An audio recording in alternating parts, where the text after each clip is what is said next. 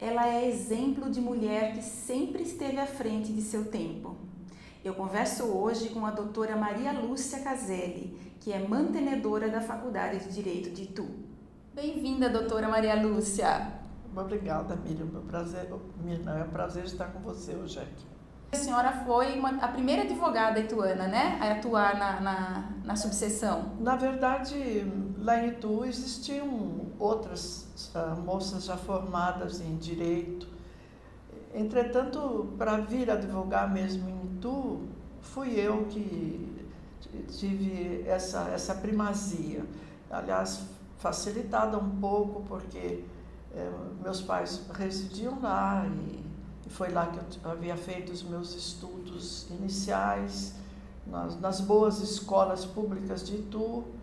Até uma coisa que eu gosto de dizer sempre é que eu sou fruto da escola pública, desde o grupo escolar até a faculdade, que eu sou formada no Regente Fejola de Itu, fiz o grupo escolar Cesário Mota e me formei na Universidade de São Paulo, na USP. De maneira que eu sou fruto das boas escolas públicas que outrora os estados tinham, depois tornaram-se decadentes e o ensino particular apareceu como uma espécie de reforço, não é mesmo? Mas, na verdade, eu voltei para Itu porque o meu pessoal já tinha uma certa ligação ao direito. O meu tio e padrinho de batismo era o tabelião do cartório do segundo ofício, que naquele tempo trabalhava com ofícios da justiça e notas. Meu avô era oficial maior nesse mesmo cartório. Tinha um tio que temporariamente também foi escrevente nesse cartório. Então a família já estava mais ou menos... Facilitava um pouco. Facilitava, e embora meu pai não fosse do mesmo ramo, foi mais fácil para mim ter exercido a profissão lá. A senhora sempre teve vontade de fazer a faculdade? Quer dizer, desde menina pensava em cursar uma faculdade? Eu sempre tive vontade de fazer direito, achava bonito. A gente começa com a ilusão de que o advogado atua como nos filmes, né? Eu adorava assistir aqueles filmes em que havia aquelas disputas dos advogados e o direito norte-americano quase não tem nada a ver com o nosso. É verdade. Mas era interessante, eu me interessava, me empolgava muito com isso. E quando eu revelei aos meus pais essa vocação, eles me estimularam. Meu pai até chegou a perguntar a um amigo que era formado em Direito na Faculdade de São Paulo e um ituano que sempre precisava ler. Aliás, um grande jornalista, até posso citar o nome dele, se chamava Constantino Yang. Falei, me diga uma coisa, tem mulher lá na Faculdade de Direito? Ele falou, seu Marisa, há muitas, sim. Não, porque a Maria Lúcia botou na cabeça que quer ser advogada. Ele falou, não, manda ela lá, tem várias colegas e todas se saem muito bem. E a partir daí foi o que a gente decidiu, a família concordou, mas naquele tempo eram poucas as moças. Realmente haviam 2 turmas de 75 alunos cada uma, e em cada turma tinha 70 rapazes e cerca de 5 mulheres. Tanto na faculdade o ambiente era formado na maioria por homens, e tanto aqui, quando a senhora começou a advogar em Itu, sendo a primeira advogada na subseção, a advogar efetivamente, também encontrou ali o exercício da profissão no meio masculino, né? Na faculdade eu me dei muito bem, tinha umas certas restrições, as moças frequentavam o departamento feminino, mas não entravam, por exemplo, no Centro Acadêmico 11 de Agosto, que os rapazes queriam ficar mais à vontade, diziam eles que falavam palavrões, e naquele tempo a gente não gostava de ser, hoje é tão comum, mas naquele tempo a gente não gostava de ouvir certas coisas, então havia uma certa restrição e nós respeitávamos. Mas eu logo me ambientei na Faculdade de Direito com a turma da literatura, eu fiz parte da Academia de Letras de lá também, e a turma da literatura era uma turma muito aberta, onde havia várias mulheres, tenho amigas até hoje, a gente conserva esse relacionamento, e vários colegas também. Então, e quando vim para Itu, realmente era uma novidade, né? E quando se mencionava a doutora, ainda falava acentuando bem esse U do doutor, da doutora, todo mundo sabia que era eu, a doutora de Itu. Fui muito respeitada, fui muito bem atendida, então eu não senti que eu estava sendo uma exceção à regra, não. E realmente eu me dei bem, tanto com a clientela como com os colegas. Com os colegas. Doutora, a senhora hoje é mantenedora da Faculdade de Direito de Itu. Eu sou mantenedora por um acaso, porque faço parte da mantenedora. A mantenedora é uma sociedade chamada Organização Sorocabana de Assistência e Cultura. Na verdade, a fundação da faculdade se deu através de duas entidades. Da Fundação Ituana de Ensino Superior, cujo presidente na época da fundação era meu marido, Sebastião Gomes Caselli, e a Organização Sorocabana de Assistência e Cultura, cujo presidente era o padre André Pieroni, realmente conhecido também como alguém interessado em fundar escolas. E dessa composição nasceu a faculdade, a autorização de funcionamento da Faculdade de Direito, sendo que o curso de Direito foi o mais solicitado por todos os entrevistados. Houve uma espécie de uma pesquisa, qual o curso superior que gostariam para Itu, e dessa pesquisa resultou 90% de predileção pelos cursos jurídicos. E foi então que se empenharam nisso. Meu marido tinha grande facilidade, porque estava sempre no Rio, lá era a sede do Conselho Federal de Educação, ele pertencia ao Instituto Brasileiro do Café, e desse arranjo surgiu a faculdade. E o meu ingresso, eu não fiz parte da Fundação Ituana de Ensino Superior desde o início, meu marido sim, foi o presidente. Não fiz parte porque exatamente havia uma incompatibilidade. Na ocasião eu era procuradora da Prefeitura Municipal de Itu, tá. E embora tenha feito a estrutura, vamos dizer, a base legística para tais como doação de patrimônio, doação de terreno, todos os projetos, esses anteprojetos eu elaborei, mas na verdade eu teria esse impedimento.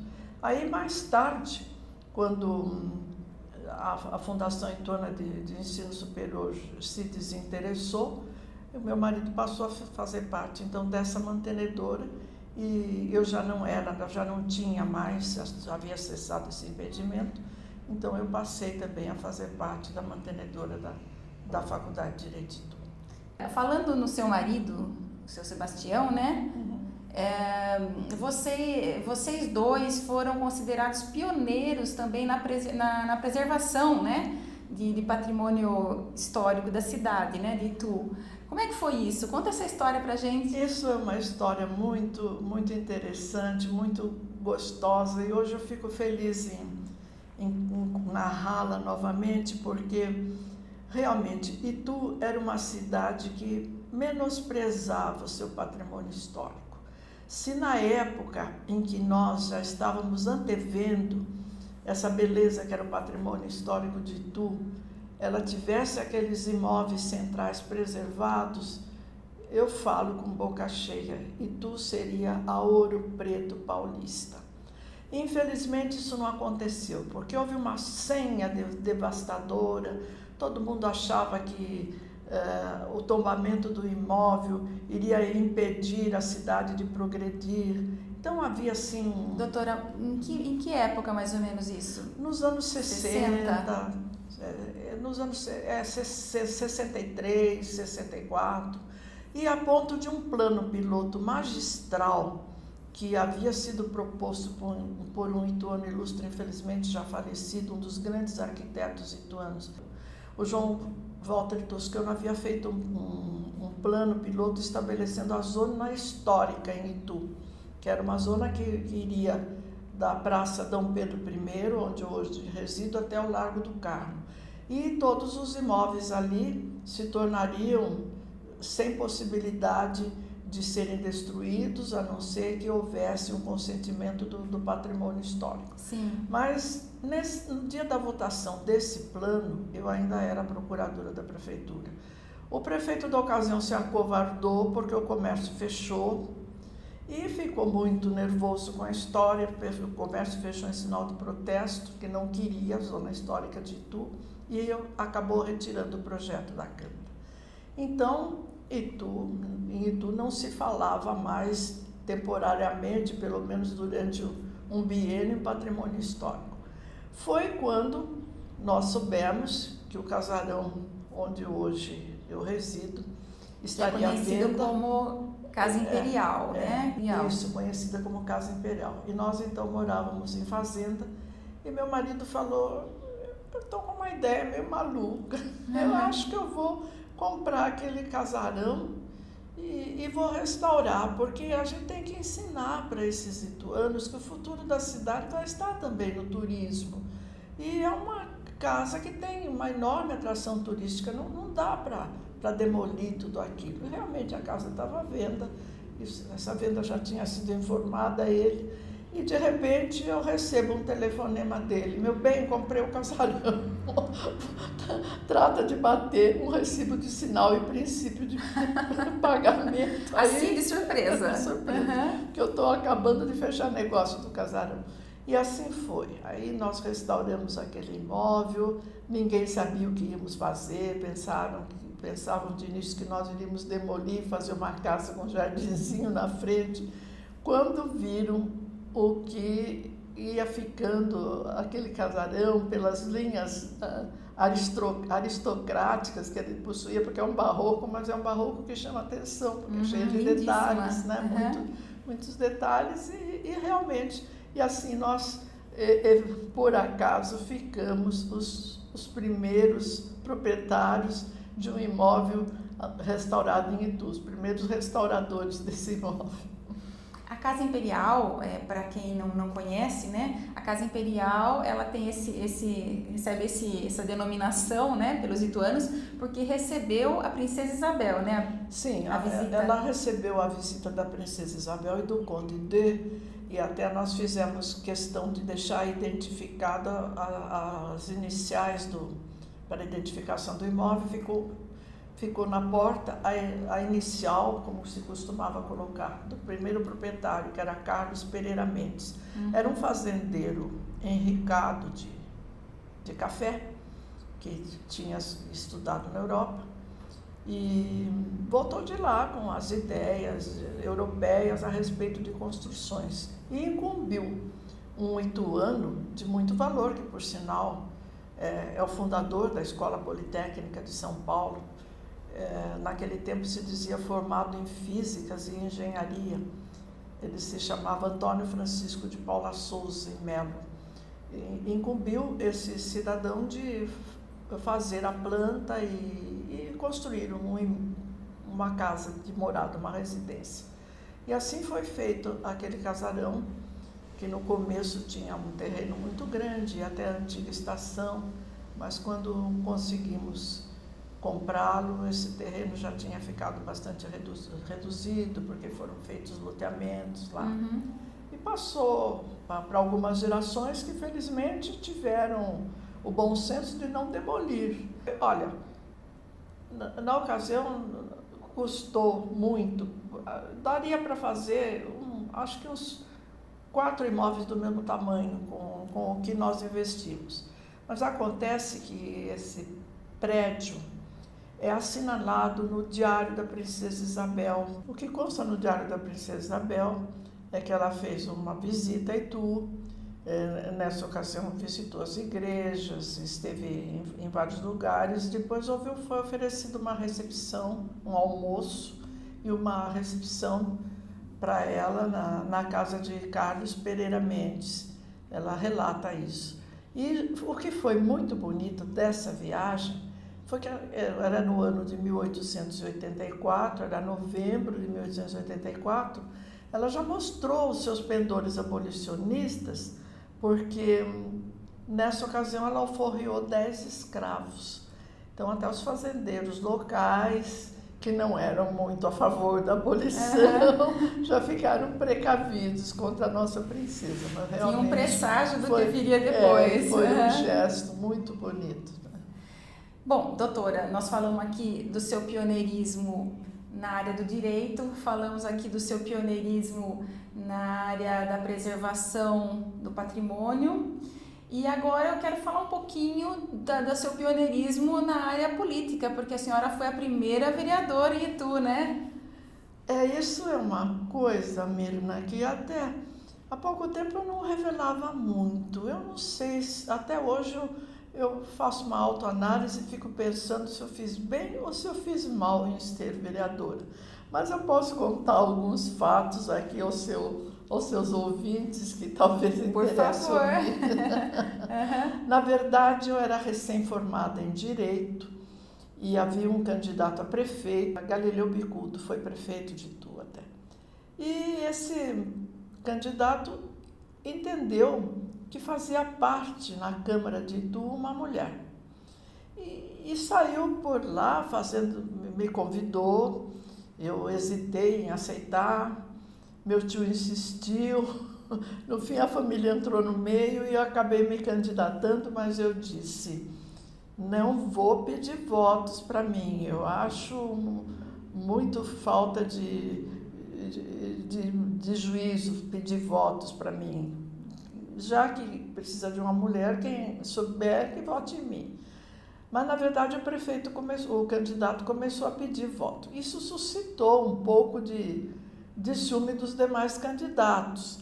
Até veio um candidato que falou a ele depois me expôs isso, olha, Galileu, se você só pede votos para a doutora Maria Lúcia, ela vai ser a mais votada de Itu e nós vamos ficar na mão, né? Ele até me disse, eu vou parar de pedir votos para a senhora por esse motivo. Mas então eu já estava participando dos comícios, o advogado gosta de falar um pouquinho, eu já estava falando. Subia no palanque, falava, né? E afinal de contas, eu percebi que talvez eu não tivesse todos os eleitores. Eu falava sobre as coisas da cidade necessárias, mas não dizia voto em mim, que eu sempre achei isso, que elogio em boca própria é vitupério, né? Não queria de jeito algum. Aí um senhor que pertencia a uma igreja que minha mãe frequentava e gostava muito de mim, e falou para minha mãe, eu vou eleger tua filha. E fez realmente um trabalho de sapa que quando eu assustei eu estava eleita. Mas naquele tempo não havia subsídios para o vereador.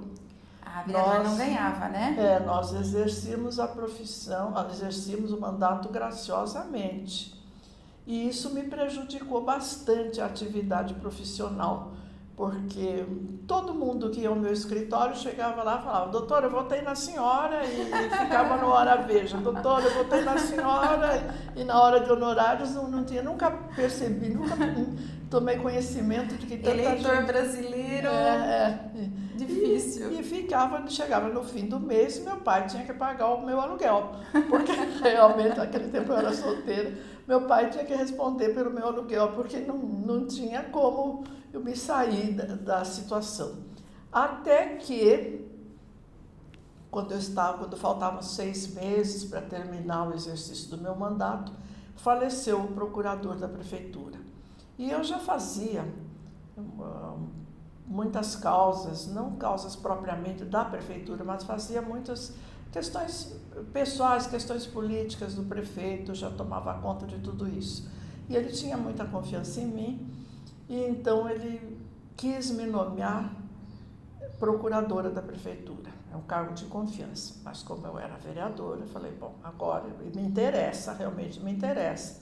É um exercício profissional que vai me interessar. Então, o que eu fiz? Renunciei ao mandato de vereadora primeiro e depois aceitei a advocacia da prefeitura, onde eu permaneci muitos anos também. A senhora também foi pioneira em Itu, ajudou na fundação, né? Foi uma das fundadoras da ACADIL, Academia Ituana de Letras, né? A Academia Ituana de Letras foi fundada quando nós tínhamos uma secretária de cultura, que hoje até é nossa colega de academia, que também gosta de letras, que é é a professora Maria de Lourdes Figueiredo Cioli.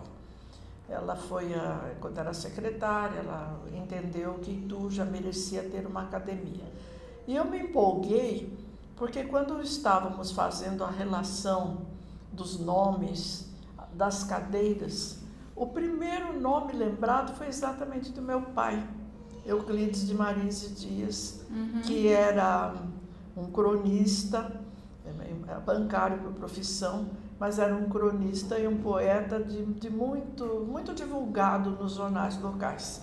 Foi o primeiro nome lembrado para ser a cadeira, tanto que é a cadeira número 1. Aí eu me empolguei em pertencer à academia também e assumi exatamente a cadeira que leva o nome do meu pai. Como na Faculdade de Direito de São Paulo, eu já havia assumido uma cadeira de um poeta muito ligado à academia, que foi Álvares de Azevedo. Como de vez em quando eu comento as minhas poesias, eu ocupei essa cadeira poética lá, e aqui na Academia de Letras eu ocupo essa cadeira escrevendo crônicas, discursos muitos, que sempre me levam para fazer as saudações oficiais da academia. E poesias às vezes. Doutora, a senhora acabou de falar que a senhora às vezes comete umas poesias, né? Então, para encerrar aqui o nosso lado a lado, eu vou pedir para a senhora cometer uma poesia. Que vontade de ser-me pequenina, assim como uma flor, para que as tuas longas mãos de adeuses me colham com cuidado e me encerrem nas páginas de um livro que recorde o passado e me fale de amor. Ah, que lindo, doutora! Imagina. Muito obrigada! Obrigada, doutora, pela sua presença aqui no Lado a Lado. Obrigada por ter vindo aqui dividir com a gente essa trajetória linda de vida e de pioneirismo. Mirna, eu sou sua admiradora. Agradeço muito de você ter me feito esse convite, aliás, irrecusável, e gostei de conhecer também o seu canto destinado a essas divulgações. Você é uma jornalista autêntica, também advogada, e naturalmente vai saber conduzir da melhor maneira esse seu espaço na internet. Muito obrigada pelo convite. Obrigada eu, doutora. E obrigada a você que nos acompanha por aqui no Lado a Lado. Se você gosta, curta, comente, dê um like, inscreva-se no nosso canal. Se você quer escrever para mim, é ladoalado com mirna@uol.com.br. Beijo e até o próximo.